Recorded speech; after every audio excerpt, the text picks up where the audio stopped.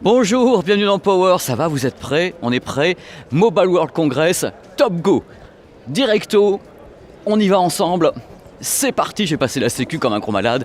Voici le Mobile World Congress 2016 dans Power. On va le faire façon vlog, façon vidéo blog.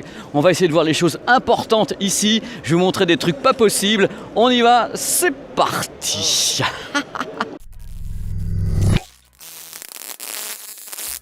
On attaque fort avec Sony. Sony présente plein de nouveautés ici dans son univers Xperia.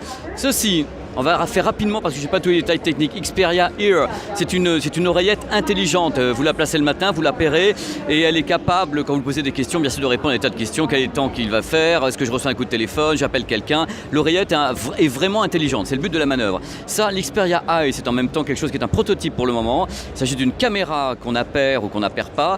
C'est assez marrant parce qu'elle est capable de travailler toute seule, il paraît. C'est-à-dire que par exemple, vous la mettez autour du cou en pendentif et la caméra est capable de prendre des photos des gens que vous rencontrez ou faire des vidéos un peu aléatoires. Vous pouvez la poser ici, en même temps elle va faire une photo sur 180 degrés. Enfin bref, c'est un produit assez intéressant. Enfin, j'en sais pas plus. Là, c'est marrant, on en a déjà parlé récemment. C'est le projecteur Xperia, un petit projecteur très sympa qu'on peut donc appairer rapidement un smartphone et diffuser l'image sur le mur. Vous l'avez déjà vu dans Power. Alors ça, c'est l'objet mystère.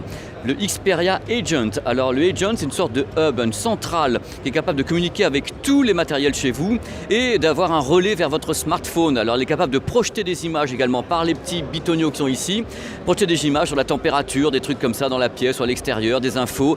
Ce sont des concepts. Alors a priori tout ça est un concept à part ceci qui sera vraiment en vente très rapidement. Le reste, c'est dans les projets. C'est le choc, c'est le choc, c'est le choc ici. Voici le LG G5, ce fameux smartphone assez étonnant. Pourquoi est-il étonnant?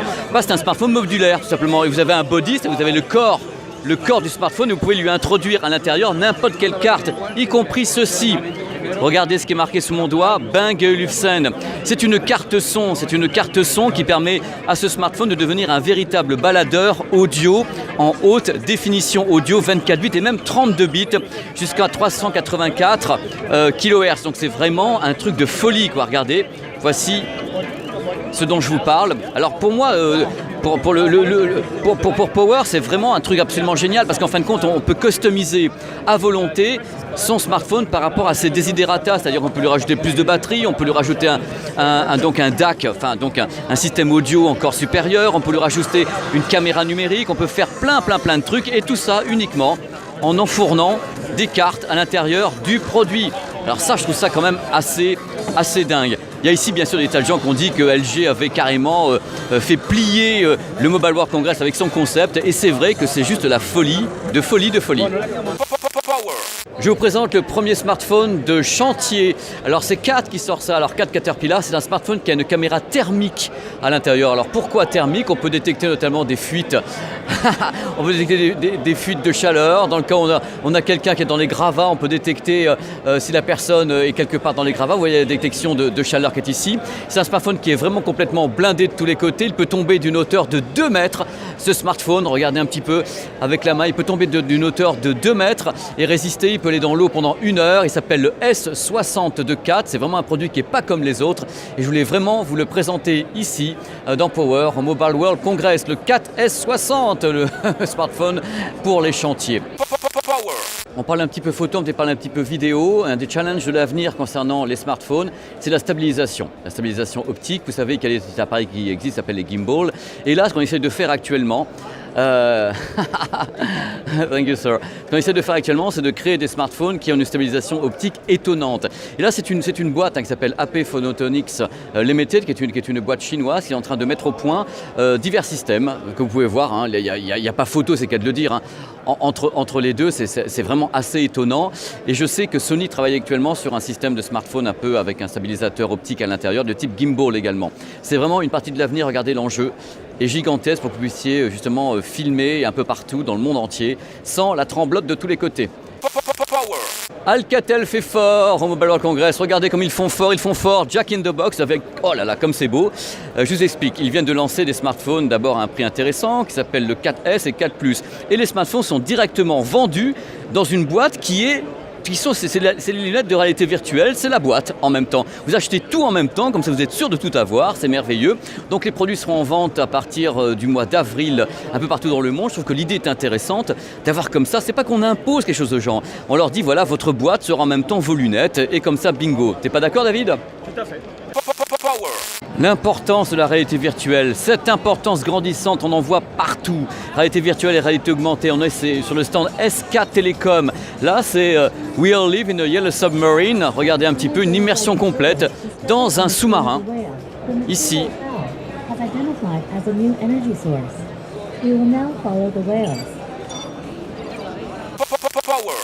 Écoutez, je pouvais pas rater ça dans Power. Nous sommes chez Akiumen, c'est une boîte qui n'est pas chinoise, qui est installée à la Silicon Valley et ils ont inventé depuis 2014 un système de vidéoprojection à l'intérieur d'une phablette. Alors c'est un système qui est pas nouveau, hein, c'est pas la première fois que ça se produit, mais c'est eux qui sont à la base les créateurs et qui bien sûr après ont revendu leur création à d'autres marques. Regardez, c'est un petit picoprojecteur à l'intérieur même.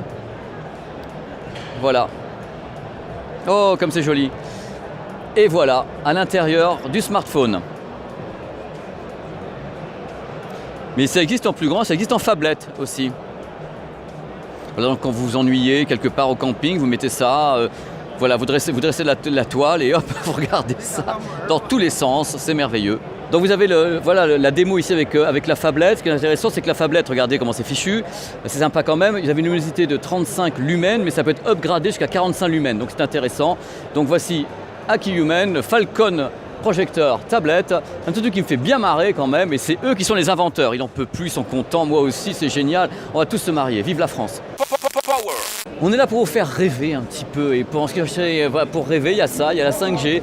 C'est des démos de 5G ici avec SK Telecom. Alors vous allez un peu halluciner quand même quand je vais parler d'un petit peu des débits, puisque vous n'allez peut-être pas bien voir au smartphone, mais les débits, ils atteignent ici 20,5 gigabits seconde. Je ne sais pas si vous vous rendez compte. Dans les essais, ils sont à 20,5 je vais aller devant. 20,5 gigabits par seconde. Je ne sais pas si vous vous rendez compte un petit peu du truc, ça va de tous les côtés, mais il n'y a pas que ça. Et là, on est devant une image très très grande, qui est en 8K, donc en 33 millions de pixels. C'est du 8K Live Encoder. Alors moi, ce que j'ai compris, c'est qu'il y avait un cloud qui avait cette image donc, qui était stockée, on pouvait la balancer depuis le cloud directement avec des essais 5G ici, parce qu'ils ont tout le matos, ils ont des armoires entières de matos, et la rebalancer comme ça, royal au bar. Donc ça ouvre des perspectives énormes. Bon, je ne connais pas tous les détails techniques, je ne sais pas s'ils sont en train de me pipoter, je ne suis pas allé derrière dans les armoires pour savoir si vraiment ils reçoivent un truc ou s'ils le diffusent avec un énorme disque dur, j'en sais rien. Quoi qu'il en soit, la 5G c'est vraiment quelque chose sur lequel tout le monde investit. Pourquoi ? Parce que ça pourrait régler beaucoup de problèmes si elle se pointe 2018, 2020 et quelque chose, parce que ça pourrait régler les problèmes de qualité d'image, les problèmes de latence, les problèmes de pixelisation et surtout permettre aux casques de réalité virtuelle qui pourraient avoir du cloud streaming comme ça, d'avoir une image entièrement fluide, puisqu'on aurait un tel débit en cloud streaming en 4,5G ou en 5G, on n'aurait pas les problèmes de latence de tous les côtés, d'avoir envie de vomir et autres. Moi j'y crois, je veux y croire dans tous les cas. Après, tout ça c'est sur le papier, ce sont des essais, on verra ce qui arrivera dans le concret pour le grand public, pour vous et pour moi. Et pour le moment, bien sûr, je serai là pour vous en parler. Mais là, je regarde et je me dis, ça vient d'où ? Je me pose des questions, mais ils ne veulent pas me répondre. Ils ne veulent pas me répondre.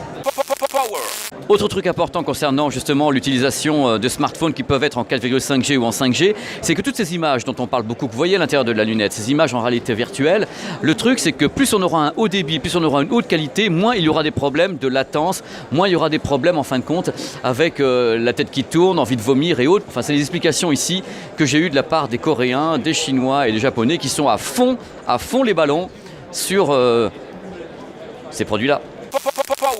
Bon, je n'ai pas vraiment tout dit encore concernant la 5G parce que ça me passionne pas mal. Donc je voulais en rajouter juste un tout petit peu.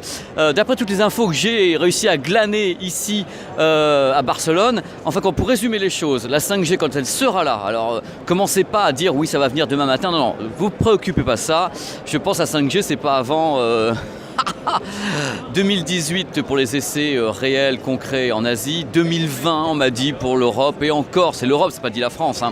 Donc alors pour savoir, avec la 5G, quand elle sera en place, on pourra obtenir 33 fois plus de débit qu'avec le 4G actuel. Ça c'est le minimum, 33 33 fois plus, ça peut aller encore beaucoup plus vite.